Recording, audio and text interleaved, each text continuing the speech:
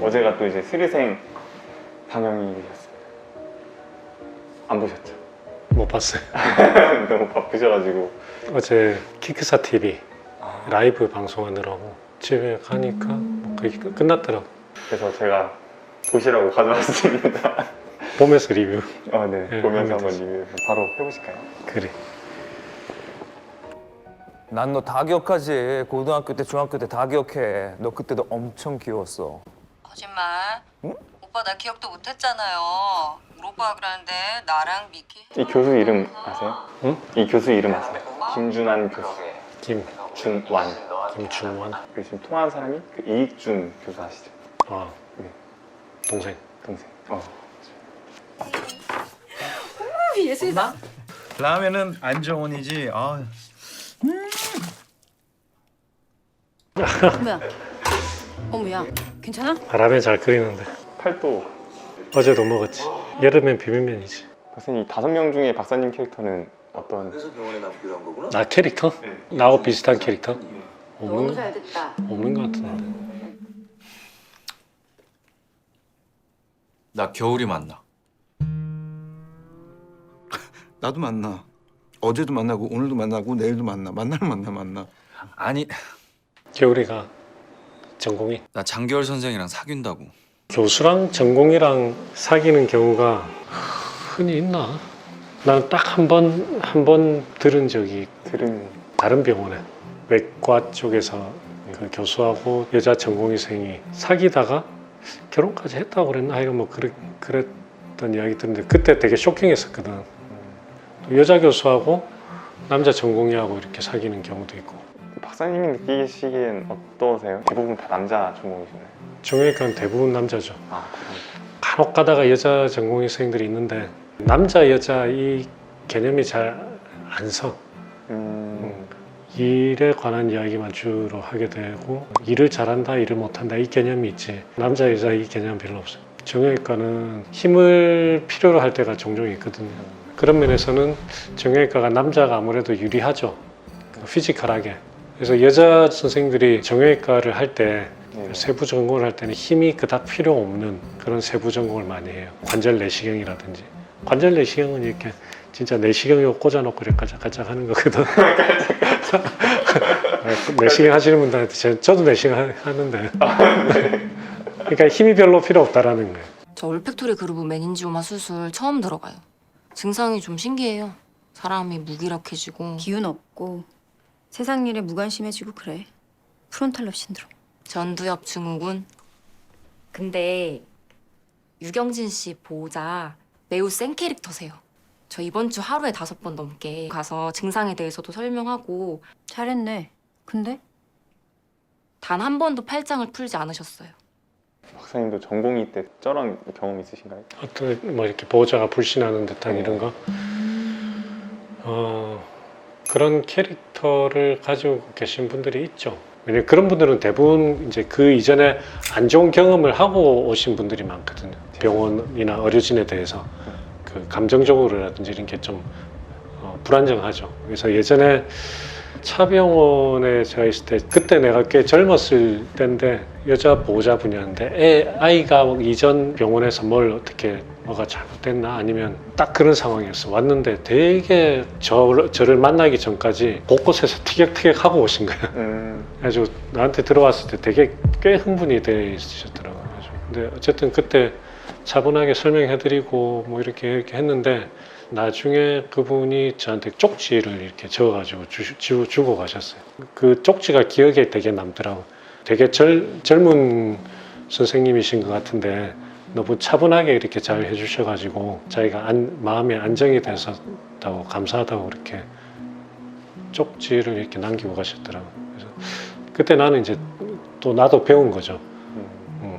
그런 좋은 경험을 통해서 보호자가 이렇게 흥분 상태에 있더라도 의사가 같이 흥분하면 절대 안 된다. 반대로 의사도 흥분한 케이스를 본 적이 있으신가요? 그래서 막 싸우고. 나도 흥분한 적 있지. 인턴 때 인턴 때. 응급실에서.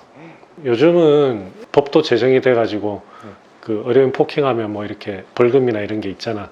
근데 그런 게 전혀 없던 당시 없던 시절이고 제가 인턴할 때가 98년도였으니까 97년도 그때 저도 손가락 일이 다쳐가지고 오셨는데 그냥 막무가내로 막 꼬매라고만 하는데 우리가 무슨 꼬매라면 꼬매는 그게 아니잖아요. 이학적 검사도 해서 신경이 괜찮은지도 봐야 되고 한데 뭘 이렇게 하려고 하면 못하게 하고 뭐 하는데 좀 꼬매라고 하니까 나중에 막 멱살을 잡고 막 때리더라고 막 진짜 때려. 그래가지고 와 그때 너무 막 저도 젊은 혈기에 너무 화가 나가지고 이제 나도 이제 좀 어쨌든 그랬어. 근데 그렇게 의사가 같이 그렇게 하면 안 된다는 거죠. 안 되는데 그런 이제 폭력으로부터는 철저하게 보호가 돼야죠. 우리가 환자를 보면서 그런 폭력에 노출된다는 건 말도 안 되는 이야기예요. 근데 어쨌든 그런 거 말고 어떤 보호자분들이 의료진들한테 기본적으로 딱 공격적인 성향을 가지고 오실 때 같이 그렇게 공격적으로 되면 안 된다는 이야기죠. 교수님 혹시 은지 보러 가세요? 그럼 저도. 은지 아니라 민찬이. 민찬이? DCMP 환자인데 바드 또 하나 해야 될지도 모르겠어. 이틀 전에 응급실로 들어왔고 어제 오늘 상태 지켜봤는데 아이노트로픽스 쓰는데도 심장 뛰는 건 점점 나빠지나 봐. 민찬이 나이는요? 4세, 몸무게는? 13kg. 뭐하냐? 내가 왜 너한테 보고를 하고 있냐? 그러게요. 이런 적 없으시죠? 말이 안 되는. 말이 안 되는 상황이죠. 재밌네. 보조하는 거기 때문에 폐에 대한 보조를 할 수가 없습니다. 민찬이 심장이 더 이상 못 버틸 것 같습니다. 궁극적인 치료는 심장 이식이고 이제 공유자가 나올 때까지 기계적인 서포트로 바드가 필요합니다. 심사 결과 나올 때까지 못 버티면 급하게 에크모를 넣어야 할 상황이 될 수도 있습니다. 근데 이게 심사 넣는단 말이 뭐지? 네? 심사를 넣는다는 게 무슨 말이지? 내가 지금 나피디한테 묻는 게 이상하지만 저거를 지금 써도 될지 안 될지 심사를 넣는다 뭐 이런 건가? 이게 맞는 건지는 모르겠지만 우리나라는 건강보험 제도가 있잖아요, 그죠? 국가에서 치료에 대한 기준을 다 정해놨어요. 건강보험은 이제 국가 재정으로 하는 거니까 그러니까 돈의 개념이 들어가 있어요. 의학적인 기준하고는 상당히 다른 부분들이 많아요. 그러니까 의사가 의학적인 기준으로 이 환자한테 이게 필요하다라고 하더라도 그거를 마음대로 못해요. 국가에서 정해놓은 기준대로 해야 돼. 그래서 되게 어떤 경우는 참 자괴감이 들어요. 자괴감이. 제 분야에서도 마찬가지예요. 제 분야에서도 의학적인 판단으로 이거는 이런 수술을 해야 된다라고 하는데 건강심사평가원에서 잡아놓은 기준을 보면은 이 수술을 하면 안 되는 수술이에요. 예를 들어서 환자는 나는 이 더 좋은 치료 이거를 받기 위해서 그냥 저는 제 돈으로 할게요 해도 못해요. 못하게 돼 있어. 그러니까 이게 참 그래서 어쨌든 그래. 복잡하군요. 응? 복잡하군요. 아주 복잡한 문제. 여기 심사도 그러면 그런 느낌이 그 느낌 같아요. 저 이쪽 그 흉부외과 쪽은 잘 모르겠는데. 유경진 환자분이시죠? 네, 안녕하세요. 두통이 있다고 하셨는데 머리 아픈 거는 좀 어떠세요? 계속이요. 지금도 좀 아파요. 이 병원에 입원하고 상태가 더 안 좋아지는 것 같아요. 통증이라도 없애달라고 진통제 달랬더니 그것도 겨우 반나절 갈 정도만. 진통제는 간 손상이나 위장 출혈 등 몸에 무리를 줄 수 있어서 정해진 적정 용량만 드릴 수 있어요. 네, 저도 그 정도는 알아요. 그럼 저는 이따 밤에 다시 뵐게요. 내일 수술할 교수는 안 오고 새파란 레지던트들만 바꿔가면서 들어오네. 그러니까 나 예전에 이야기했던 거 기억나요? 차병원 때 수술을 했는데 제가 회진을 갔는데 수술한 분은 이제 그 부인이고 남편 되시는 분이 약간 덩치도 있고 약간 막 울퉁불퉁한 이런 가서 이렇게 괜찮냐 물어보시고 수술 잘 됐다고 이렇게 이야기하고 하는데 아니 왜 수술한 교수는 교수는 안 오고 왜 이렇게 밑에 분들만 오시냐고. 그러니까 이제 수술 받은 분은 알잖아요. 분이 교수님이시라. 근데 그게 이제 젊으면 좀 불안할 수가 있거든요. 저는 예전에 첫 발령받았을 때 제 전공이 무릎 관절이었거든요. 관절 내시경하고 인공관절. 그 인공관절 받으러 오신 분들은 나이가 다 연세가 좀 있으시잖아요. 그때 저도 인공관절 수술하셔야겠습니다라고 했는데 어르신께서 이렇게 나가시면서 아이고 우리 교수님이 젊으시네 하고 이제 사라지는 거예요. 안 오셔.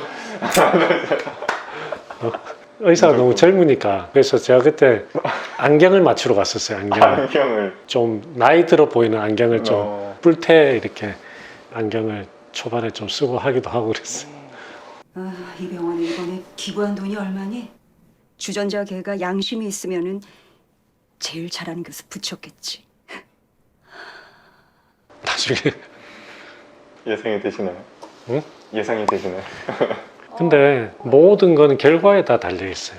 모든 건 저렇게 까칠하던 사람들도 결과가 좋잖아. 순한 양이 돼요. 근데 정말 막 순한 양이었던 사람들이 있는데 결과가 안 좋잖아. 그럼 까칠해지. 당연하지. 당연한데 그게 진리예요, 진리. 아이고. 뇌종양 수술이고 머리를 크게 열어서 하는 수술입니다.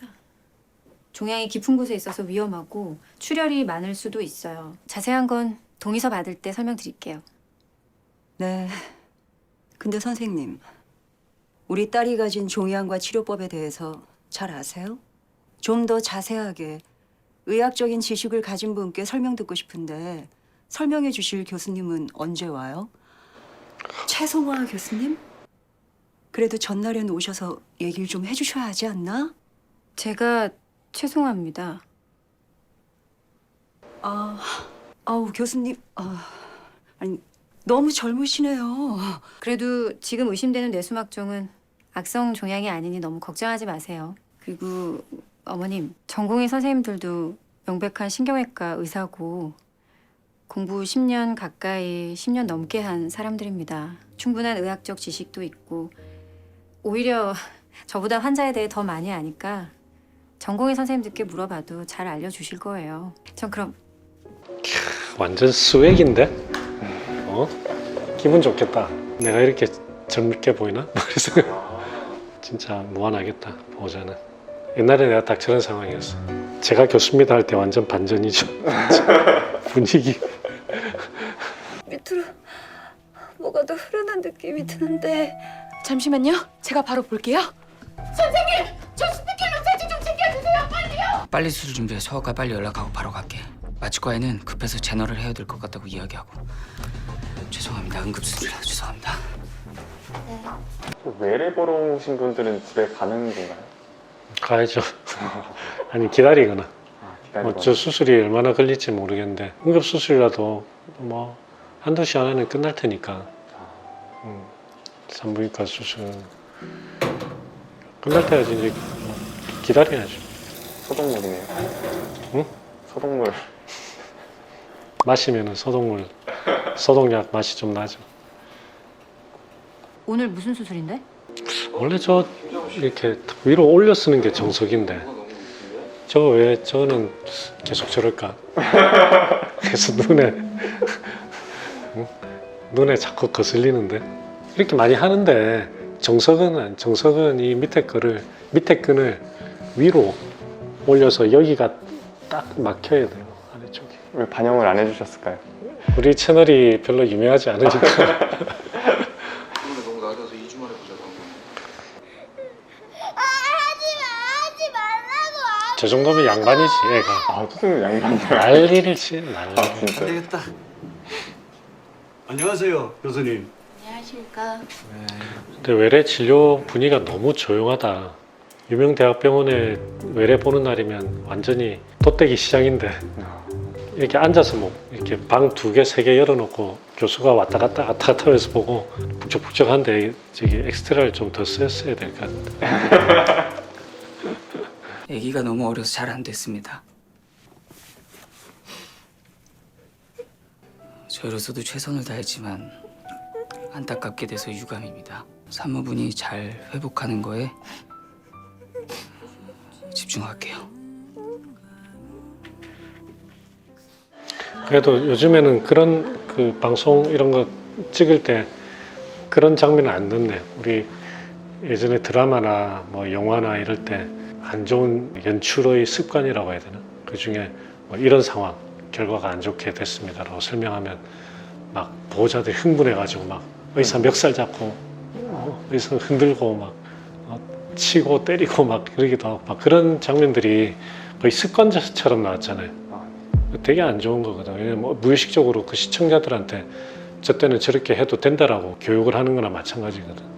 정말 최선을 다해서 했는데 결과가 안 좋다 하더라도 의사 입장에서는 되게 죄책감이 들어요. 정말 내가 하나도 잘못한 게 없다 하더라도 되게 마음이 안 좋고 죄책감이 들거든. 근데 방송에서 그런 상황에서 막 그 의사들 멱살잡이 하는 거를 그런 그 습관적으로 내보내면 되게 안 좋았던 옛날 연출 방식 같은 것 같아. 그래도 여기는 그런 거는 안 해놨네.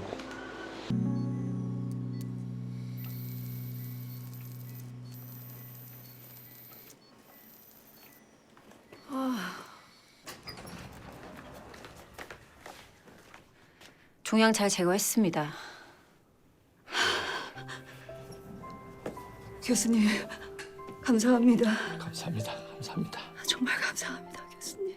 근데 저렇게 감사합니다 할 때 늘 마음이 조심스러워.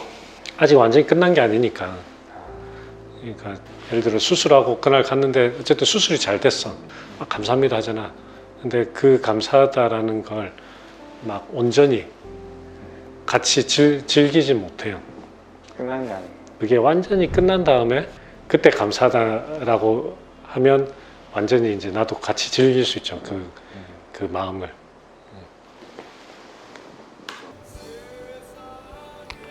이 노래 내가 되게 좋아하는 노래인데 승원 어머니 제목이 생각이 안 난다. 아직 안 가셨어요? 승원이는요? 아빠랑 저녁 먹으러 왔어요. 속상해 진짜. 아니 실밥 뽑을 때 울었다고 엄마가 저렇게 속상해하는 거지? 그건 설마 그건 아니겠지? 아니 실밥 못 뽑았다 뭘 집에를 못 가? 이건 좀 너무 과한 것 같은데. 과하다. 뭐 그렇다고 또 교수가 가서 막 이거 이렇게 이런 회사는 없을 것 같은데 저러고 있는 것도 이상하고. 외래 끝나면 대부분 뭐 하시기 바쁘시죠?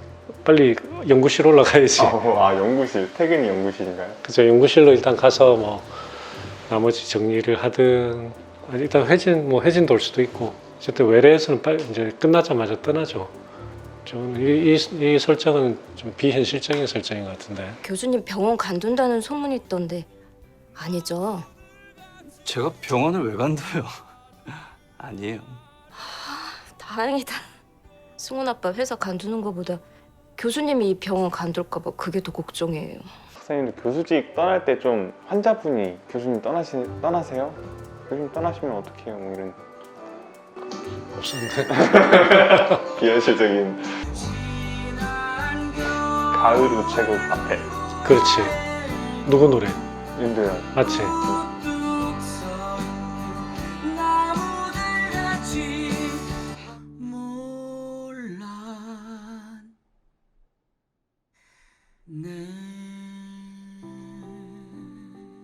근데 설정이 참 비현실적이다. 교수들이 다 봐. 실력도 다 좋아. 인물도 좋아. 마음도 따뜻해. 또 다 모르게 밴드도 하고 노래도 잘하고. 박사님도 한 노래 하신다고. 맨날 노래 잘했죠. 왜? 왜 웃어? 지금 한번. 아니 입증할 수가 없어요. 왜? 지금 목소리가 맛이 가가지고. 근데 구독자들이 만약에 원해하면은 나중에 하셔야 되는 거 아닌가요? 안 돼. 어떠세요? 오늘 스리생 2 이렇게 리뷰해 보시니까. 오늘은 처음으로 쭉 보면서 리뷰를 하니까 이것도 좀 나름 괜찮은 것 같아요. 근데 아까 그 교수로 착각해가지고 한 에피소드는 굉장히 현실적인 에피소드인 것 같아요. 정확하게 저렇게 경험을 해와서 전반적으로 따뜻한 내용이네요.